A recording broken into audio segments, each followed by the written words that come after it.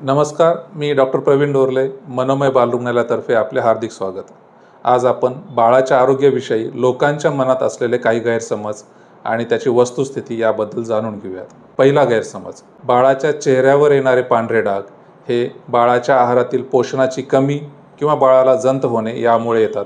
परंतु वस्तुस्थिती मात्र हे पांढरे डाग पोषणाची कमी नसून हा एक त्वचेचा आजार आहे आणि त्यासाठी एक माइल्ड स्टेरॉइड लावल्याने हे डाग निघून जातात।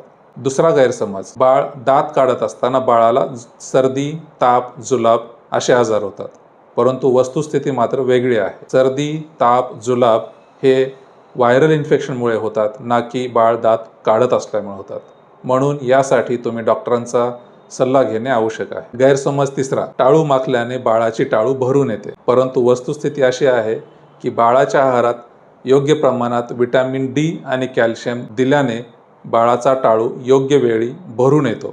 असेच अजून काही तुमच्या मनात गैरसमज असतील तर ते कमेंट बॉक्समध्ये नक्की कळवा, आम्ही त्याची वस्तुस्थिती सांगू। धन्यवाद।